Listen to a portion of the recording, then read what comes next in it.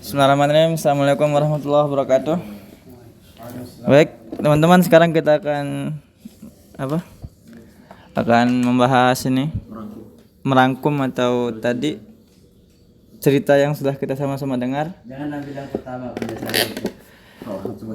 Baik, awal cikal bakal agama Yahudi di Yaman dikarenakan kisah apa tadi? Pendeta ya, yang karena api tadi. Lalu Persia juga adalah termasuk negara atau kerajaan penyembah api dan termasuk kerajaan yang paling besar dengan di antara kerajaan-kerajaan lain yang sezaman dengannya. Lalu Amar siapa tadi? Amar adalah orang yang tamak, termasuk orang yang tamak karena dia rela membunuh kakaknya demi sebuah kekuasaan. Dan waktu si Amr ingin membunuh kakaknya, semua penasihat menyetujuinya kecuali satu penasihat, yaitu Zurul Ain. Keadaan Yaman sangat memperhatikan ketika dipimpin oleh Hunainah, yaitu seorang penyihir. Ya, penyihir kan? Namun direbut lagi oleh Zunuas yang membunuh Hunayah. Singkat cerita, Zunuas ini mengaku diri menjadi Tuhan dan meninggalkan ajaran Taurat ya, ajaran Taurat. Lalu datanglah Abdullah bin Samir ingin berdakwah, namun karena semua yang tadi orang di Yaman sudah meninggalkan agama Taurat dan agama Yahudi. Singkat cerita, Abdullah bin Samir ini sembunyi di gua. Lalu Zunwas ini mengadakan lomba untuk merekrut anak muda yang berbakat. Lalu loloslah satu nama, yaitu Waddoh. Ia adalah satu-satunya pemuda yang lolos. Lalu akhirnya singkat cerita dia berguru kepada dua orang. Dia berguru kepada Abdullah bin Samir dan juga kepada penyihir. Wallahu a'lam bishawab. Tidur di sana. Ya, tidur. Astagfirullah, langsung. Bismillahirrahmanirrahim. Kita langsung ke Nasrani. Ada salah satu orang di Syam yang namanya Fenion tadi ya. Fenion. Nah, dia mau ke Yaman tapi dibegal. Setelah itu dia dijadikan budak. Setelah itu suatu ketika si tuan melihatnya di kamar dan ada cahaya. Dia nanya, "Apa agamamu?" "Agama saya Nasrani." Lalu si Fenion ngajak tuannya, "Mau nggak ikut join login Nasrani gitu?" "Nggak mau." Terus si Fenion nanya, "Kan kamu menyembah pohon. Gimana kalau Tuhan saya menghancurkan pohonmu? Mau nggak kamu masuk ke Nasrani?" Lalu kejadianlah apa yang telah terjadi dan tuannya masuk Nasrani. Bismillahirrahmanirrahim. Pelajaran yang kita ambil dari sirah Nabawi yang diceritakan oleh Ustadz Khalid Basalamah, bahwa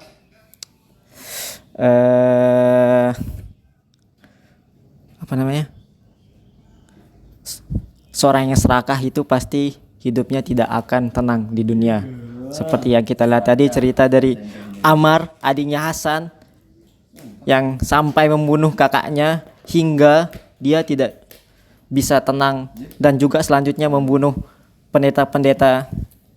pembunuh nasihat-nasihat dari kakaknya sehingga seumur hidupnya dia tidak tenang. Sekian saya. Taban terus Hasan, bukan Amar. Amar mah sana beda Amar. Oh, Hasan itu adiknya Taban yang membunuh Taban itu. Hasan itu kakaknya kakaknya Amr. Hasan itu kakaknya Amr. Dia Yang ngebunuh Taban itu siapa? Yang membunuh Taban itu yang meninggal sendiri dia. Zunuwas yang bunuh dia. Enggak, pas Taban yang Taban tuh, mana? Taban. Oh, yang pertama Oh. bapaknya meninggal sendiri. Meninggal sendiri, udah tua. Iya. Nggak ada yang bunuh. Nah, sesat deh ini saatnya. enggak, Yang mana tuh? yang dia dibunuh waktu mau menguasai Persia, dibunuh sama adiknya kan? Yang adiknya Itu mah Hasan makanya. Hasan yang ngebunuh kan? Hasan sama Amr. Hasan mau kejar Persia itu Hasan. Hasan kan? Nah, kayaknya kena. Kakaknya Hasan. Bismillahirrahmanirrahim. Allahumma shalli ala Muhammad. Assalamualaikum warahmatullahi wabarakatuh. Alhamdulillah. Allahumma shalli ala Muhammad wa ala ali sayyidina Muhammad. Di sini saya akan menyimpulkan sirah yang disampaikan oleh Ustadz Khalid, yang dimana saya akan menyimpulkan sedikit saja. Kita melanjutkan pembahasan yang kemarin, masih seorang yang bernama Taban As'ad, yang dimana dia meninggal dunia, kemudian dia mempunyai seorang anak yang bernama Hasan, di mana Hasan ini dikenal orangnya sebagai seorang yang memiliki kepercayaan yang tinggi atau tekad yang tinggi, tekad yang kuat, di mana dia pada suatu hari pernah bertekad ingin bahwa dia berkata, saya ingin menguasai dunia. Setelah meninggalnya Taban As'ad, dia pernah memiliki cita-cita untuk menguasai dunia. Kemudian para pengikutnya atau masyarakatnya bertanya, dunia mana yang ingin engkau kuasai sedangkan dunia ini begitu luas? Kemudian Hasan bertanya, di antaranya ada Raja Fir'aun, Raja Persia dan lain sebagainya. Kemudian Hasan bertanya, di antara yang kau sebutkan tadi, manakah negara dan rajanya yang paling kuat? Kemudian masyarakatnya menjawab, Persia. Oke, berarti saya akan mulai menguasai dari Persia, kata si Hasan. Kemudian ketika menyusun rencana dan merangsang sebuah prajuritnya,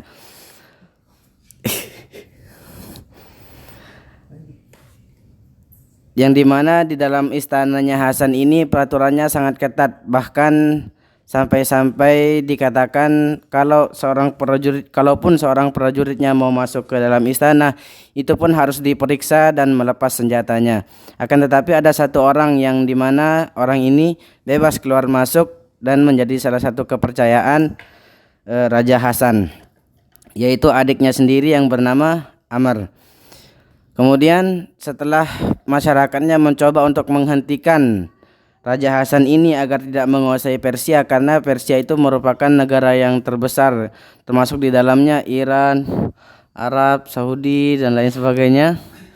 Kemudian akhirnya masyarakatnya pun tidak bisa dan menyerah. Kemudian adiknya ini pun mencoba untuk menghentikan kakaknya juga.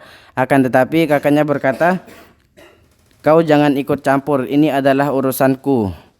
Kemudian ketika adiknya keluar dari istana, dia bertemu dengan seorang pendeta, yang dimana pendeta ini berkata, jika kamu ingin menghentikan Hasan untuk menguasai Persia, karena itu tidak akan mampu, karena kita memiliki pasukan yang kecil sedangkan Persia itu besar, maka salah satu cara adalah dengan cara membunuhnya. Pendeta itu berkata, jika kamu bisa membunuh Hasan, maka kami akan menobatkanmu sebagai raja setelahnya. Akhirnya Amr pun mau, karena dia juga ingin menjadi seorang raja. Kemudian dia memanfaatkan malam-malam yang pas untuk membunuh Hasan. Kemudian Hasan pun terbunuh. Singkat cerita, Amr pun menjadi seorang raja, yang dimana akan tetapi dia menjadi raja yang hidupnya tidak pernah tenang atau galau, gelisah karena membunuh kakaknya. Kemudian setelah berobat ke sana kemari, banyak pendeta yang sudah ia datangi, dia tak kunjung bisa menyembuhkan penyakit yang gelisahnya itu. Akan tetapi pada suatu hari dia bertemu dengan seorang pendeta lagi. Kemudian pendeta itu berkata, jika kamu ingin hidupmu tenang dari masalahmu ini, maka kamu harus membunuh semua orang yang menghasutmu untuk membunuh kakakmu. Kemudian Amar pun mau. Oke. Kemudian kumpulkan semua para penasehat yang dulu menghasut untuk membunuh Hasan. Kemudian dibunuh. Sebelum itu dia pernah diberikan selembar kertas yang dimana pendeta itu berkata, nanti jika kamu membutuhkannya, kamu bisa membacanya di depanku. Kemudian surat itu berisi, lupa. Banyak orang seperti kamu membunuh orang-orang yang tidak pantas untuk dibunuh. Banyak orang-orang seperti kamu yang membunuh orang-orang yang tidak pantas untuk dibunuh. Begitulah. Kemudian akhirnya setelah kejadian itu, hidupnya Amar pun tenang. Mungkin hanya ini. Assalamualaikum warahmatullahi wabarakatuh. Assalamualaikum warahmatullahi wabarakatuh. Ada beberapa benang merah ataupun stabilo kuning atau hijau yang kita garis bawahi dari kisah yang telah dikisahkan oleh Ustadz Khalid di episode ketiga Sirah Nabawiyah ini. Yang pertama, bahwasanya kadang-kadang, mungkin bukan kadang-kadang juga ya, yang harus diwaspadai oleh diri kita sendiri adalah orang yang terdekat dari kita. Tidak sedikit yang menghancurkan kita sangat dalam adalah orang yang paling dekat dari kita, itu saudara kita sendiri. Makanya kita nggak bisa sepenuhnya percaya ke orang yang walaupun itu saudara, walaupun itu misalnya orang tua, nggak bisa juga. Karena ya itu tadi, kita nggak pernah tahu kejahatan itu bahkan bisa muncul dari darah daging kita sendiri. Itu pelajaran yang pertama. Kemudian pelajaran yang kedua, bahwasanya dosa itu pasti menimbulkan kegelisahan. Ketika dia berhasil membunuh kakaknya si Amr ya, si Amr berhasil membunuh Hasan, dia gelisah karena memang pasti sejatinya itu dosa sekecil apapun membuat pelakunya gelisah. Mau dia lari ke ujung dunia manapun dia pasti gelisah, nggak mungkin nggak gelisah. Itu pelajaran yang kedua. Sekecil apapun dosanya pasti menimbulkan kegelisahan di hati, ya kan? Itu pelajaran kedua. Terus pelajaran yang ketiga, tentang si Waddoh ya. Waddoh itu adalah anak yang terpilih, yang dipilih dari sekian banyak anak muda untuk belajar sihir, ya kan? Sedangkan sihir ini adalah sesuatu yang tidak boleh, ya kan? Tidak boleh karena itu ya berinteraksi dengan jin dan meminta pertolongan selain kepada Allah. Nah, kemudian beliau itu, si Waddoh itu ketemu dengan si Abdullah bin Samir. Akhirnya dia mempunyai dua guru, ya kan? Punya dua guru, penyihir tua dan Abdullah bin Samir. Nah, dari sini kita bisa mengambil pelajaran bahwasanya apa? Bahwasanya yang bermanfaat itulah yang Allah tetapkan. Yang bermanfaat itulah yang Allah abadikan untuk tetap berada di bumi, sehingga hatinya itu, hati si Waddoh itu lebih condong kepada kebaikan, sebagaimana Allah berfirman, wa amma yanfa'u fayamkusu fil ard, dan adapun yang bermanfaat pasti akan Allah tetapkan dia menetap di bumi, sedangkan yang tidak bermanfaat maka Allah tidak akan beri ketetapan di bumi. Bismillahirrahmanirrahim. Assalamualaikum warahmatullahi wabarakatuh. Baik, saya akan menyimpulkan sebuah kisah dari Sirah Nabawiyah yang dimana saya bisa mengambil pelajaran bahwa ada seorang Hasan dan seorang Amar, dimana seorang Hasan ini adalah kakaknya si Amar. Dan ketika si Amar ini diperintahkan oleh seorang pendeta, ketika dia ingin mau menjadi raja, maka syaratnya itu adalah dia harus membunuh si kakaknya, yaitu si Hasan. Lalu si Amar ini juga ingin mau menjadi raja dan ingin mau membunuh si kakaknya ini.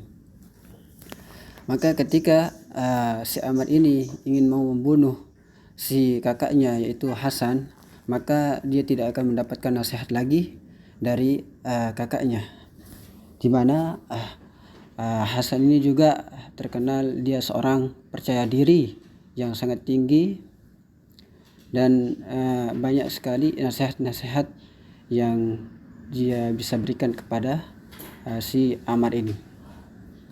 Maka dari itu tidak sepatutnya kita mencontohkan seorang Ammar ini untuk membunuh kakaknya karena saudara sendirinya. Jadi tidak patutlah harus diikuti. Ketika kita ingin mau disuruh menjadi raja pun kita harus tidak boleh untuk membunuh si kakak kita, karena seorang kakak kita harus saling menyayangi dan saling menghargai. Dan juga Hasan ini juga dimana orang yang sangat cerdas dan sangat pintar dalam memberikan nasihat. Mungkin itu saja yang saya bisa simpulkan dari kisah yang disampaikan oleh Ustaz Khalid Basalamah. Semoga bermanfaat. Assalamualaikum warahmatullahi wabarakatuh. Cukupkan dengan hamdalah dan doa kafaratul majelis. Alhamdulillahirabbil alamin.